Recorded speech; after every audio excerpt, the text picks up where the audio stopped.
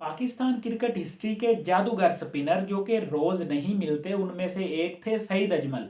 उनका आज जो दबंग बयान आया है ना, उसने चौंका के रख दिया है बाबर आजम के हेटर्स को।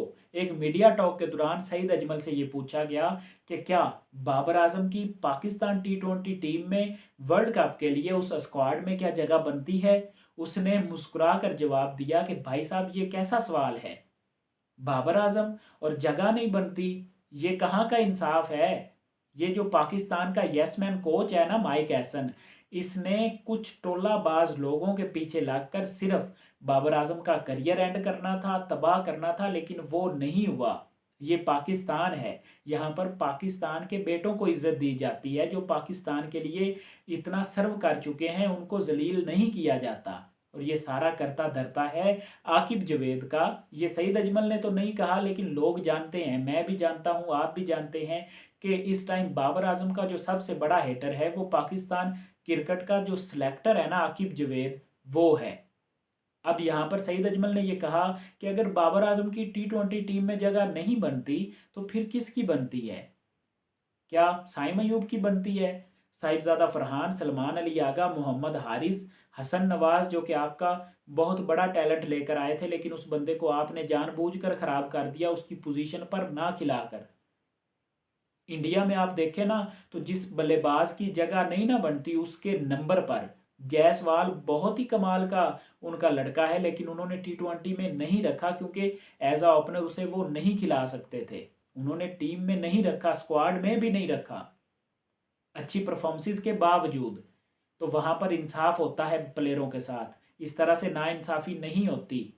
सईद अजमल ने यह कहा कि इस टाइम आपकी जो बल्लेबाजी है ना, जो 6-7 बल्लेबाज हैं जिनमें फ़खर जमान, साहिबजादा फरहान, साइम, सलमान सारे आते हैं ना, उस्मान खान वगैरह जो भी आपके हैं, इन सबसे बेहतर स्ट्राइक रेट बाबर आजम का है। और ये बाबर आजम को स्ट्राइक रेट बकते रहते हैं ना, तो इनसे इनसे पूछो कि किसका स्ट्राइक रेट बाबर आजम से बेहतर है।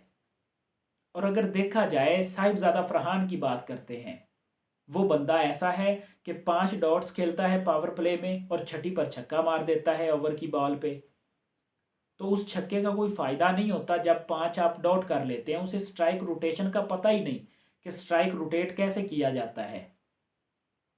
साइम अयूब की बात करें, वो भी 120-30 के स्ट्राइक रेट से खेलता है। तो बाबर आजम से क्या प्रॉब्लम है जो कि 132 के स्ट्राइक रेट से खेलता है। लेकिन कुछ लोगों का मिशन सिर्फ बाबर आजम को मंजर से हटाना है। क्यों है ये समझ नहीं आई आज तक किसी को कि आकिब जवेद को बाबर आजम के नाम से इतनी नफरत क्यों है।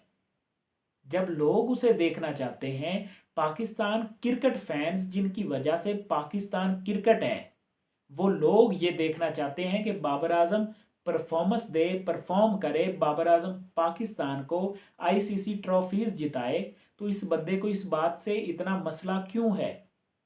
सईद अजमल ने यह कहा कि जो एशिया कप के फाइनल में अभिषेक शर्मा ने आपका हाल किया था और आपके पास कोई ऐसा बल्लेबाज नहीं था जो कि आपको इनिंग्स बिल्ड करके दे दे, आपको वहाँ पर फाइनल में अगर बाबर आजम होता तो वहाँ पर सिनेरियो कुछ और होता, इंडिया हारा हुआ आपको दिखाई देता।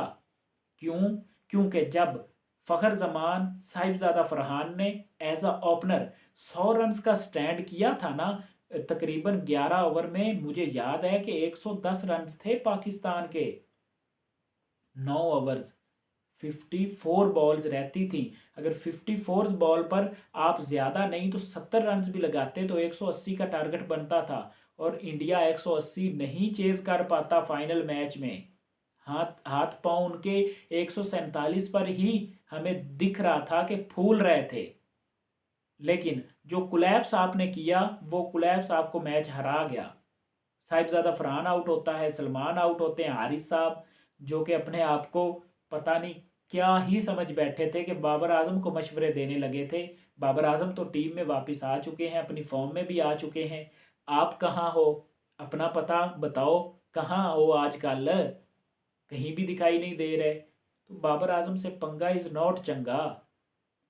अगर यहाँ पर हम बात करें ना जस्ट बाबर आजम की टेक्निक की, तो जिस टेक्निक से वो खेलता था, उसने एक मैच में इंग्लैंड के खिलाफ, माइटी इंग्लैंड के खिलाफ, जहाँ पर जोफ्रा आर्चर, लुक वुड जैसे बॉलर्स हैं, दूसरी तरफ आदिल रशीद जैसे स्पिनर्स हैं, उनके अगेंस्ट 200 रन चेज किए थे इसी बाबर आजम ने, सेंचुरी बनाई थी वहाँ पर।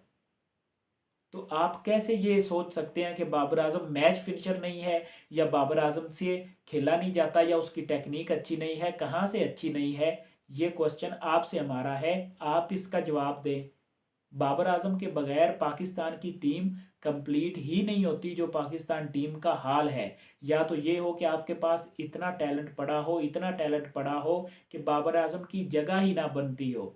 आपके पास तो है ही सारा कचरा, तो उस कचरे में एक टैलेंट है तो वो बाबर आजम है। उसको आप कैसे निकाल सकते हो? मुझे भी ज़रा कमेंट सेक्शन में आप लोग ही बताओ कि इनका क्या आखिर लेना देना है बाबर आजम से, इन सेलेक्टर्स का।